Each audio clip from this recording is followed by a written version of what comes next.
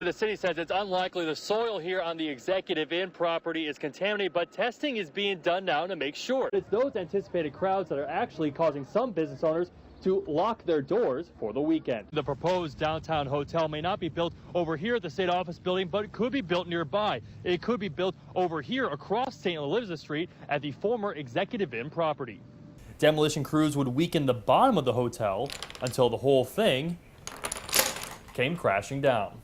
Take a look at all these campaign signs. As you can see, there's a crowded field in nearly every race in Davis County. Health officials say there are several easy ways to protect yourself from Shigella. Either you can wash your hands frequently or use hand sanitizer like this. We're not seeing nearly as much snow on this side of the river as what it seems like is going on the other side of the river. To give you an idea for the size of this project, take a look from this view. The project will take up an entire city block. If you look to the left, you can see work continues on the demolition of the Executive Inn, while on the other side, to the east of Mitch McConnell Plaza, work continues on the river wall. And I got a copy of the fire marshal's inspection report today, and our investigation shows the owners of the building were cited on 3 separate occasions last year. The fire marshal says in his report the building's collapse could have been prevented.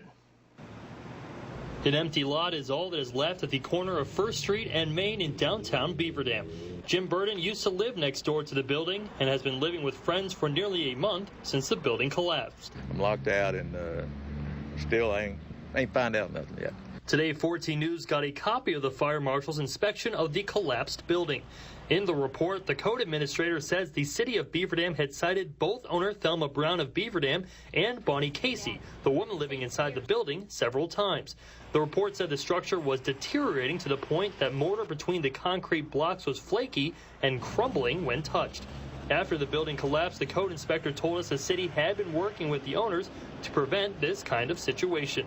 We were working with them to try to get some repair done to that corner because there was some evidence of some bad cracks and to try to get that repaired so possibly nothing would happen. The fire marshal's report also says the owner was warned back in April the support for the building needed to be replaced and that the owner should immediately contact a professional structural engineer. The report concludes by saying the building collapse was preventable. The report says the owner was not planning on any renovations before the collapse. The family living inside the building during the time of the building's collapse says they were never cited, and a jackhammer used on a nearby sidewalk is what caused the building to weaken to the point of collapse. The building's owner said on the phone she would not comment for this story.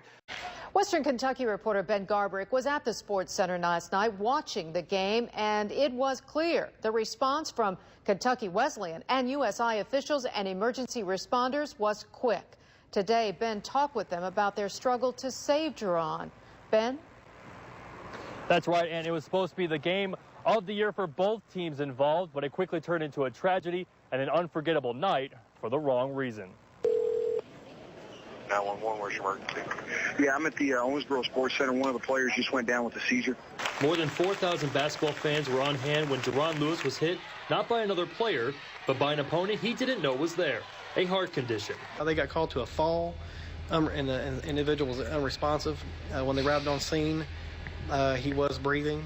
They mobilized him, put him in the back of the ambulance, and at some point during transport to the hospital is when resuscitative efforts were made. Paramedics were called to the scene at 9:14 p.m., arriving 2 minutes later. By 9:32, Lewis was on his way to the hospital and was pronounced dead at 9:52.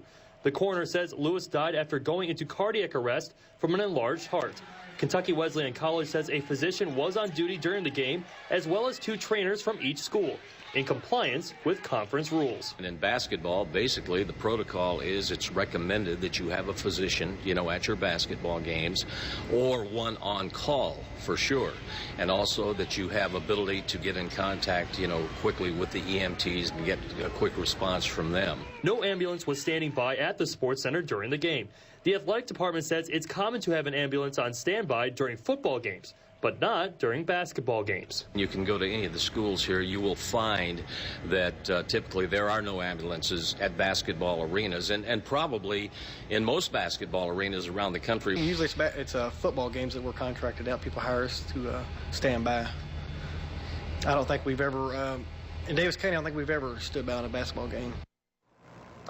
The Kentucky Wesleyan College athletic director says it's too early to say whether Jerron Lewis's death will spark any new changes with the conference rules about contracting ambulances to stand by during basketball games. The coroner says it's unlikely Lewis would have survived last night, regardless of what medical help was available at the game.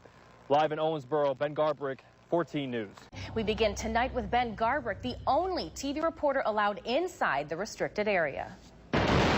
The executive inn stood for 32 years and in 4 seconds came crashing to the ground. Demolition crews spent the last 2 weeks gutting the bottom floor of the Big E, getting ready for implosion. The blasters were all smiles after the iconic hotel came down. Things went awesome. Everything, when you start hearing the bangs go off and you see the building rumbling and then you see the failure like it did, it's great. It was perfect conditions.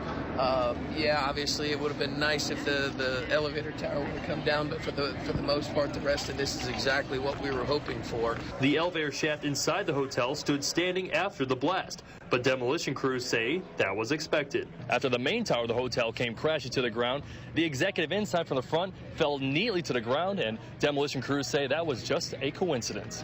It was the first thing I said when I walked up. I was like, wow, it looks like a stage that says Executive Inn. I mean, it's awesome. I'm sure people who are taking pictures right now are just absolutely loving the fact that that was in one piece. Totally unplanned. The sign's still rolling. As you can see, it still looks good, and that's kind of like a tribute to this town, how tough this building was and what it brought to this town. Now the demolition of the rest of the Executive Inn should be a piece of cake. A whole lot quicker to get to a pile like this. This would have taken us a month and a half to get to this point, and they just did it in a matter of 4 seconds. From the Western Kentucky newsroom, Ben Garbrick, 14 News. Every day, dozens of people without a home are served a free lunch at the Daniel Patino Shelter in Owensboro.